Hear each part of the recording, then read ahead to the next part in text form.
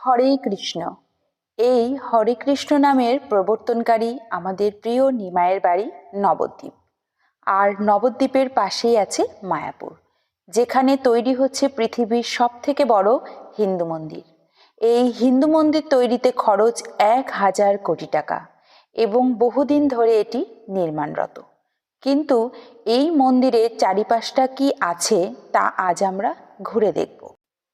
আর জানা যাক মায়াপুর কিভাবে যাবেন, খুব অল্প খরচে কোথায় থাকবেন এবং 50 টাকায় ভালোভাবে কোথায় খাবেন। হাই বন্ধুরা, আমি অপর্ণা, আর অপর্ণা লাইফস্টাইলে তোমাদের সবাইকে অনেক স্বাগত। চলে এসেছি আজকে আবারও একটা নতুন ভিডিও নিয়ে। যারা আমার চ্যানেলে নতুন তারা প্লিজ আমার চ্যানেলটাকে সাবস্ক্রাইব করে দিও এবং ভিডিওটা স্কিপ না করে সঙ্গে থেকো। মায়াপুর আপনারা দুভাবে আসতে পারবেন, এক শিয়ালদা হয়ে, এক হাওড়া হয়ে। যারা শিয়ালদা হয়ে আসবেন তারা ঠিক এইভাবে আসবেন। শিয়ালদা থেকে কৃষ্ণনগর ট্রেন ধরুন, চলে আসুন কৃষ্ণনগর স্টেশন। লোকাল ট্রেনের ভাড়া 25 টাকা এবং কৃষ্ণনগর স্টেশন থেকে অটোতে চলে আসুন স্বরূপগঞ্জ ঘাট 30 টাকায়। আপনাদের বলে রাখি, যখন অটোতে উঠবেন মায়াপুর ঘাটে নামবেন সেটা বলবেন এবং মায়াপুর ফেরিঘাট থেকে 3 টাকার টিকিট কেটে নদী পার হয়ে 58 টাকায় চলে যান মায়াপুরের পবিত্র মাটিতে। আর যারা হাওড়া হয়ে যাবেন তারা ঠিক এইভাবে যাবেন। হাওড়া থেকে যে কোনো কাটোয়া লোকাল ট্রেন ধরে চলে আসুন নবদ্বীপ ধাম স্টেশনে, লোকালে 25 টাকায় এবং সেখান থেকে টোটোতে নবদ্বীপ ঘাট চলে আসুন শেয়ারে 30 টাকায়। সেখান থেকে ফেরি করে নবদ্বীপের মাটিতে পৌঁছাবেন নৌকায় 5 টাকা এবং লঞ্চে 10 টাকা। এইভাবে আসলে 60 টাকা বা 65 টাকা খরচ হবে। ঘড়ির কাঁটা বলছে সকাল 10টা 10। আমরা অটো থেকে নামলাম স্বরূপগঞ্জ ঘাট বা মায়াপুর ঘাটের অটো স্ট্যান্ডে। অটো স্ট্যান্ডের সামনেই আছে একটা ছোট্ট মন্দির। ঠাকুর দর্শন করলাম এবং তার ঠিক পাশেই আছে শুভম হোটেল। মন্দির আর হোটেলের মাঝখান দিয়ে আঁকাবাঁকা রাস্তাটা চলে যাচ্ছে স্বরূপগঞ্জ ঘাট বা মায়াপুর ফেরিঘাটের দিকে।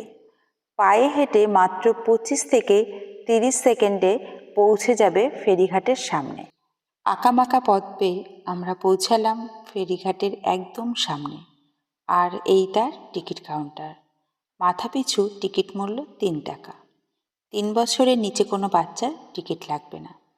জেনে রাখা ভালো, সকাল 5:30 থেকে রাত 11টা পর্যন্ত ফেরি চলাচল করে এবং রাত 11টার পর থেকে আপনাকে 50 টাকায় ফেরি রিজার্ভ করতে হবে।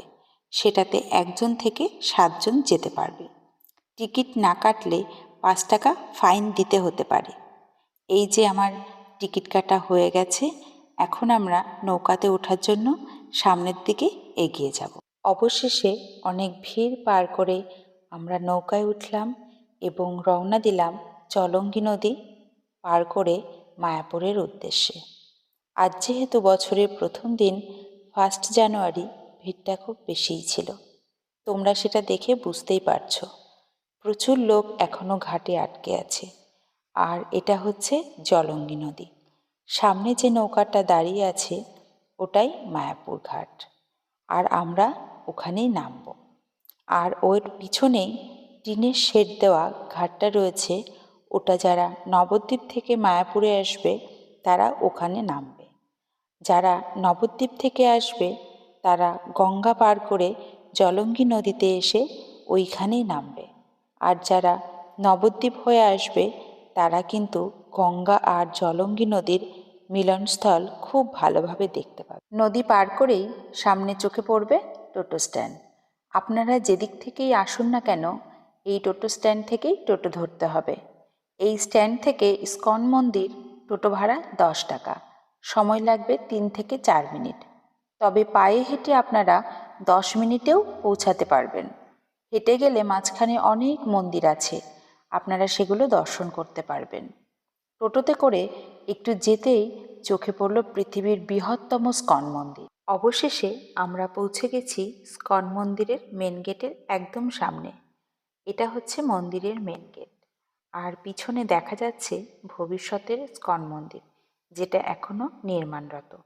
এখনও বেশ কিছু বছর সময় লাগবে এই মন্দিরটি তৈরি হতে।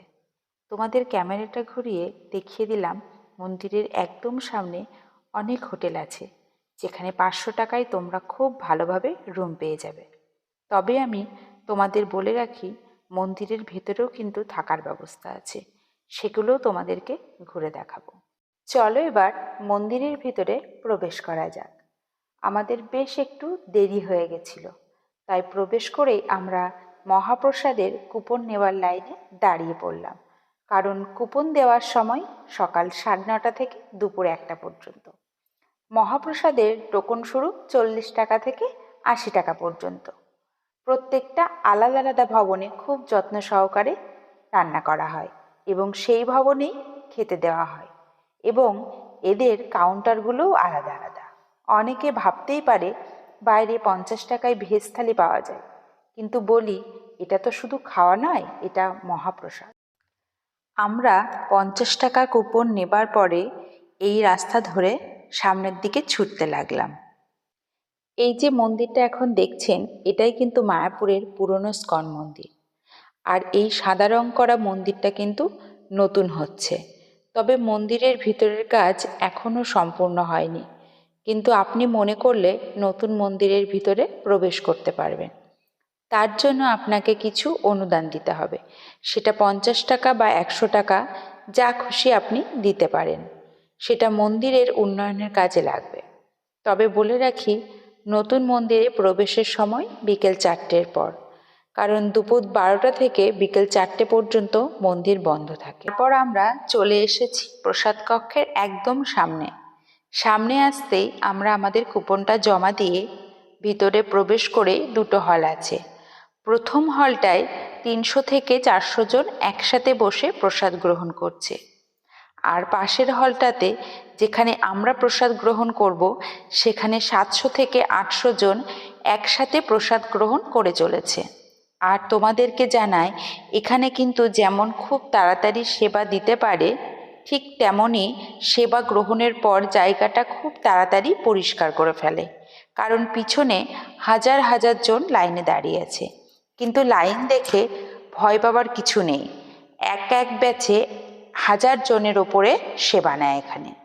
আমাদেরকে পাতা, গ্লাস, জল দেওয়ার পরে চলে এলো মহাপ্রসাদের মিক্স সবজির খিচুড়ি। আর খিচুড়িটা খেতে অসাধারণ ছিল, সমস্ত রকম সবজি এবং শাক দিয়ে তৈরি। আর বলে রাখি, যারা খিচুড়ি খেতে খুব ভালো লাগে তারা কিন্তু বেশি করে নিয়ে নেবেন, কারণ খিচুড়ি একবারই আসে। তারপরে খিচুড়িটা শেষ করতেই চলে এলো গরম গরম সাদা ভাত। সাদা ভাত দেওয়ার পরে আমরা ওয়েট করছিলাম এরপরে কি সবজি আসবে। দেখো, তারপরেই দিয়ে গেল একটা সবজি, আর সবজির মধ্যে ছিল ফুলকপি, আলু, শিম, বেগুন, টমেটো, সব কিছু দিয়ে একটা ঝোল। দেখো, আমাদের সামনে দিয়ে চলে যাচ্ছে খাবারের গাড়ি, ওর মধ্যে কিন্তু খিচুড়ি আছে। তারপরে আমরা ওটা তাড়াতাড়ি শেষ করতে না করতেই চলে আসলো আবারও গরম গরম সাদা ভাত। গরম গরম সাদা ভাত দেওয়ার পরে আমরা ভাবছিলাম এরপরে কি সবজি দেবে। এরপরে দেখো দিয়ে দিল ডাল, আর এখানে ডালের মধ্যে কিন্তু পালং শাক দেওয়া আছে। তারপরে ডাল দেওয়ার পরে দেখো আর একটা সবজি কিন্তু এবার দেবে, দেখা যাক এবার কি সবজি দেয়। তারপরে দেখো সবজি চলে এসছে। এখানে সবজির মধ্যে কিন্তু দেওয়া ছিল আলু, বেগুন, কুমড়ো, শিম, তারপরে মটরশুঁটি, সমস্ত রকম সবজিই ছিল। আমাদের খাওয়া কমপ্লিট হয়ে গেছে, আর খাওয়া শেষ হয়ে গেলে কিন্তু পাতার গ্লাসটা নিজেদেরকেই হাতে করে নিয়ে আসতে হয়। আর আমরা পাতা গ্লাস ফেলার সময় তোমাদেরকে ভিতরটা আর একবার দেখিয়ে দিলাম। এরপর তোমাদের সাথে যেটা আমি শেয়ার করব, সেটা মায়াপুর স্কনের ভেতরে তোমরা কোথায় কোথায় থাকতে পারবে। সবার প্রথমে তোমরা যেটা দেখছো সেটা গৌরাঙ্গ কুঠি। এখানে সব থেকে কম খরচে থাকা যায়। মাত্র 100 টাকায় তোমরা 4 জন থাকতে পারবে এক রাতের জন্য, এবং ইউজ করতে হবে কমন টয়লেট। আর 200 টাকার একটা রুম আছে, সেটা ডবল বেড আর অ্যাটাচ টয়লেট। ভিতরে ক্যামেরা অ্যালাউ নেই, তাই তোমাদেরকে ভিতরটা দেখাতে পাচ্ছি না। আর ভিতরে ঢুকতেই ডান দিকে যেটা দেখছো সেটা বুকিং কাউন্টার। আর এখানে অনলাইন বুকিং হয় না, এখানে এসেই বুকিং করতে হবে। ছোটবেলায় অনেক গরুর গাড়ির গল্প শুনেছি, কিন্তু কখনো চড়া হয়নি। আজ সেটাও পূরণ হয়ে গেল। আর এই গরুর গাড়িগুলো কিন্তু মায়াপুর স্কনের ভিতরেই চলাচল করে, যার ভাড়া মাত্র 10 টাকা। এরপরে একটু এগিয়ে যেতেই স্কনের ভিতরে যে ভবনটা তোমরা দেখতে পাচ্ছ তার নাম শ্রুতি ভবন। এটা একটা নতুন বিল্ডিং। এখানে 500 টাকায় তোমরা খুব সুন্দর রুম এবং অ্যাটাচ টয়লেট পেয়ে যাবে। আর স্টুডেন্টদের জন্য কিন্তু এখানে 20% ডিসকাউন্ট আছে এবং মান্থলিও থাকার ব্যবস্থা আছে। যেটা দেখতে পাচ্ছ স্কনের ভিতরে, এটা একটা বাংলো যার নাম প্রভুপাদ ভিলেজ। আর এখানকার রুম ভাড়া 2000 টাকা, যেখানে তোমরা 4 জন থাকতে পারবে। আর বাংলোটা এবং বাংলোর বাইরেটা খুব সুন্দর করে সাজানো। আর এই ভিলেজের বুকিং কাউন্টার স্কন মন্দিরের মেন গেটের সামনে। আর ভিলেজের ভিতরে খুব সুন্দর সুন্দর গাছ দিয়ে সাজানো আছে। যারা একটু নিলিবিলি পছন্দ করেন তাদের জন্য এটা বেস্ট। এছাড়াও এখানে অনেক ভবন আছে, যেমন গদা ভবন, গীতা ভবন, যশোদান ভবন ইত্যাদি। গুগলে গিয়ে www.mayapurvisit.com লিখে সার্চ করে অনলাইনে আপনারা রুম বুক করতে পারবেন। আপনারা মায়াপুরে আসলে গোশালা অবশ্যই দর্শন করবেন। ভগবান শ্রীকৃষ্ণের অত্যন্ত প্রিয় ও কাছের ছিল এই গোমাতা। সেদিকে লক্ষ্য রেখে মায়াপুর স্কনে একটি গোশালা আছে, যাতে বিভিন্ন প্রজাতির বিশাল আকার গোমাতা আছে, যা দেখে আপনি নিশ্চয়ই আশ্চর্য হবেন। এই গরুগুলিকে অত্যন্ত যত্ন সহকারে পালন করা হয়। দূর দূর থেকে ভক্তরা আসে এই গোশালা দর্শনের জন্য। ভক্তরা চাইলে এই গোশালায় অর্থদান করতে পারেন। আপনার পছন্দ মতো এই গোমাতাদের খাবার খরচ বহন করে পুণ্য অর্জন করতে পারেন। এর জন্য গোশালা কর্তৃপক্ষের সাথে যোগাযোগ করতে হবে। এই গোশালা থেকে উৎপন্ন দুধ ও ঘি মায়াপুর স্কনে মন্দিরের কাজে লাগানো হয় এবং আপনি চাইলে বাড়িতেও কিনে নিয়ে আসতে পারেন। তার জন্য গোশালার বাইরে কাউন্টার আছে। মায়াপুরে এই বিশাল বিশাল আকার গরু দেখে ভয় পাওয়ার কিছু নেই, কারণ এই গরুগুলি খুব শান্ত স্বভাব ও বন্ধুপ্রিয় হয়। আপনি চাইলে এই দাঁড়িপাল্লাতে একদিকে আপনি এবং অন্যদিকে গোমাতার খাবার ওজন করে আপনি দান করতে পারেন। মায়াপুর স্কন মন্দিরের ভেতরে প্রচুর শপ আছে, চাইলে আপনারা ওখান থেকে কেনাকাটা করতে পারবেন। আর একটা কথা আপনাদের বলে রাখি, মায়াপুর স্কন মন্দিরের ভিতরে সন্ধ্যা আরতি শুরু হয় 6:30 থেকে। আপনারা মায়াপুরে আসলে অবশ্যই সন্ধ্যা আরতি দেখবেন। আর ভিতরে কিন্তু ফোন বা ক্যামেরা অ্যালাউ নেই, ওই জন্য আপনাদেরকে ভিতরটা দেখাতে পারলাম না। আজকের ভিডিওটা আমি এখানেই শেষ করছি। সবাই ভালো থেকো, সুস্থ থেকো। আর আমার ভিডিওটা যদি ভালো লেগে থাকে আমার চ্যানেলটা সাবস্ক্রাইব করে দিও আর ভিডিওটা একটা লাইক করে দিও।